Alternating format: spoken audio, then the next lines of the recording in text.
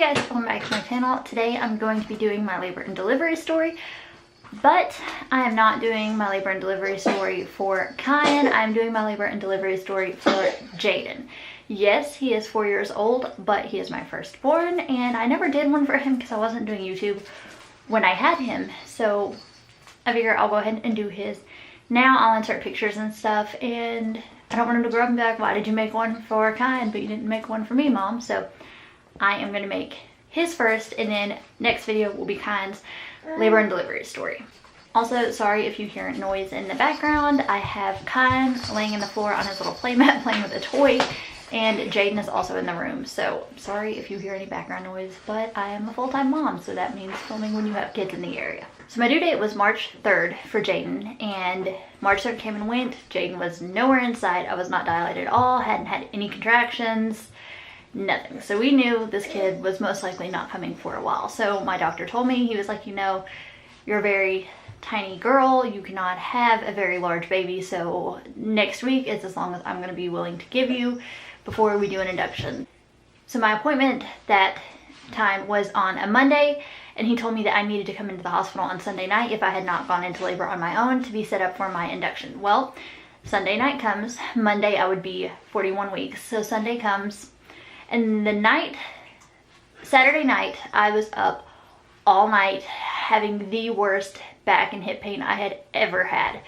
So I was so excited to hurry and get to Sunday to hurry up and have this baby. I was more than ready to hurry and meet my baby.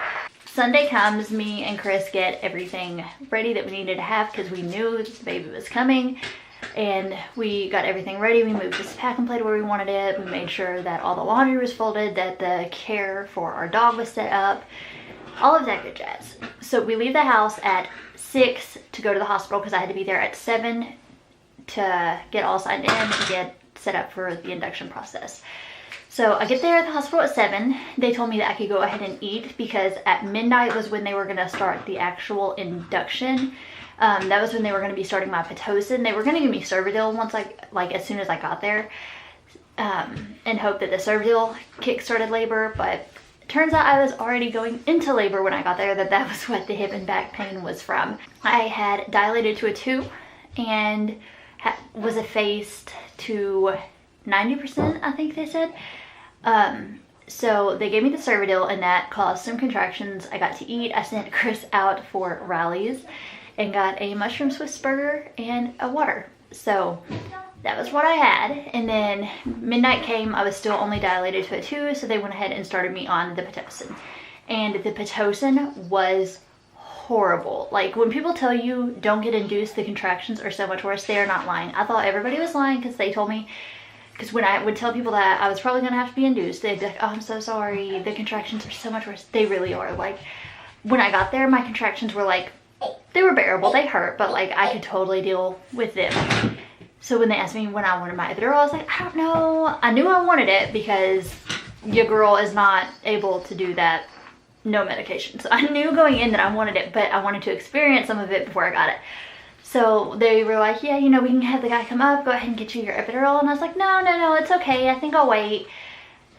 Well, the cervical contractions were painful, but then the Pitocin, literally within like 15 minutes, my contractions were back to back. They were going up so high, they were off the charts.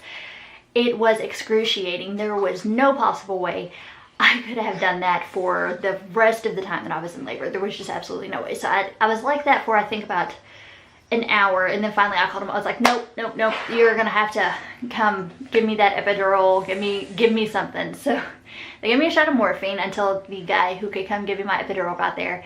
So I got my epidural at 3 o'clock in the morning. Chris was not able to be in the room with me, which was scary because I was 19 years old. I was having my first baby. I wanted my husband and, well, my fiance at the time, we weren't married yet. I wanted my fiance in the room with me, and he wasn't able to be. So that was scary. But to be honest, the epidural did not hurt at all. Exactly what it felt like. They give you a numbing shot first, and that's the one that kind of hurts a little bit. It feels like getting soap in a cut. That's exactly what it felt like. And then he gave me my epidural, which was hard to do because I do have scoliosis and my back isn't straight. So he gave me my epidural, which wasn't the easiest thing in the world. But it was fine, and then I literally pretty much slept through the rest of my labor because I wasn't in pain anymore. It was the first time that nothing on me hurt in so long that I was able to actually sleep. So I slept so good until the nurses would come in and like wake me up, and I started getting a little concerned because the nurses were waking me up quite often to like resituate the monitors on my belly, but I thought it was just because I had moved or something, but it wasn't dawning on me that I couldn't really move from the epidural. It numbed both my sides. I wasn't one of those people that it didn't work on. It worked great for me. So the nurses kept coming in and messing with my Pitocin and all of that, and then finally she was like, you know, your baby's heart rate keeps dropping, so we're just going to turn the Pitocin off for a while and let your body do what it wants to do. And at this point I was dilated to a 4, I believe. Oh no, you lose your toy? There you go.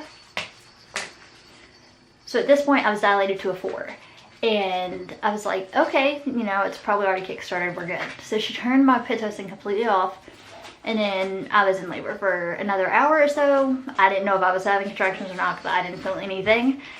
And she'd come back in and she would check me, and no progress. And my contractions apparently were just stopping. So she would turn the Pitocin back on, and then once the Pitocin was back on, Jeydon's heart rate would drop again.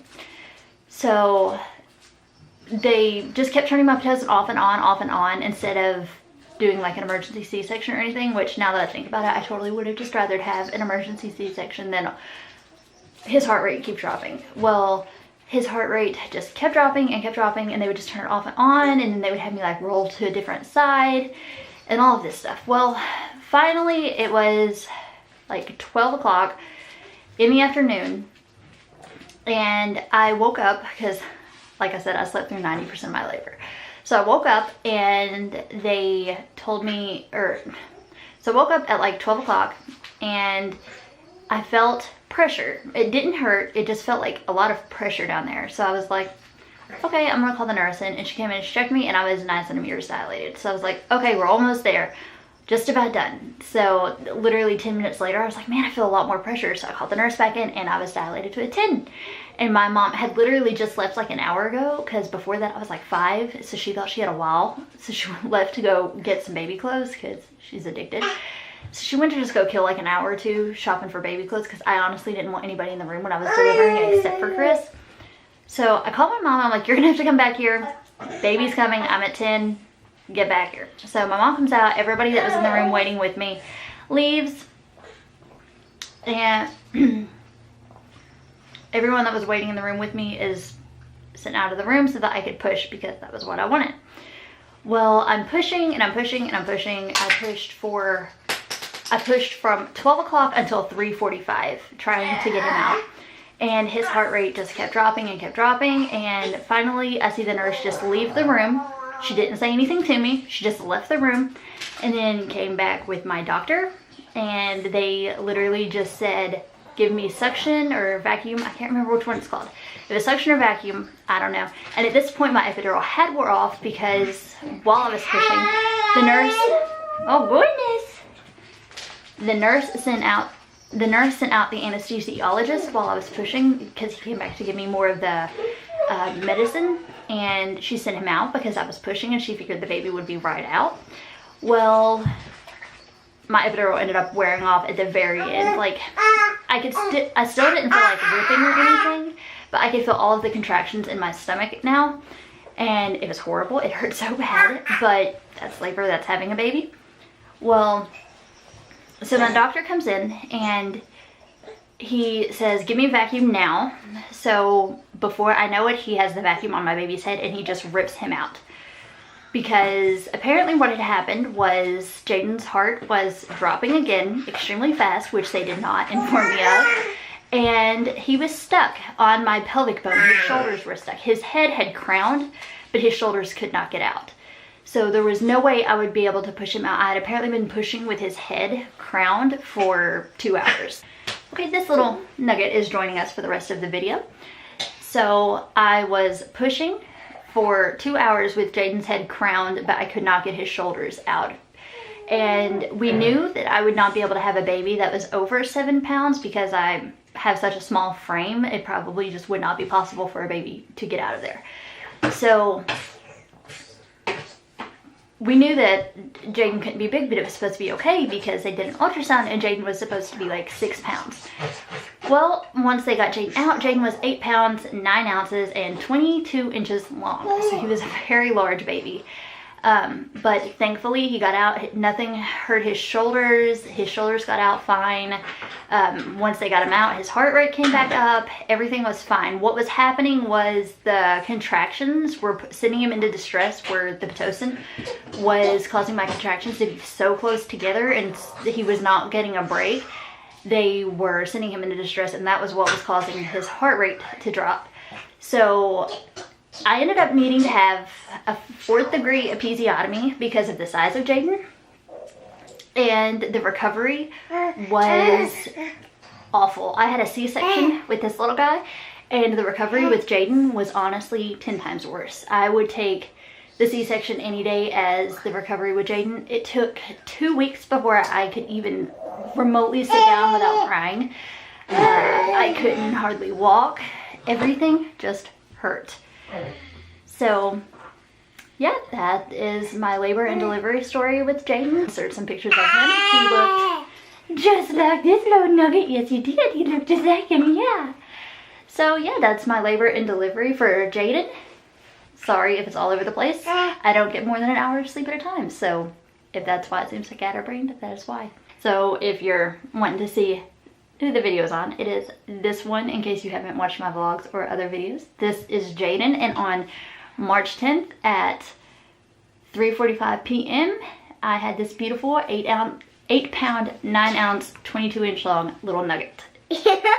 So I hope you enjoyed. If you did, please give it a thumbs up and subscribe, and I will see you in my next one. Bye!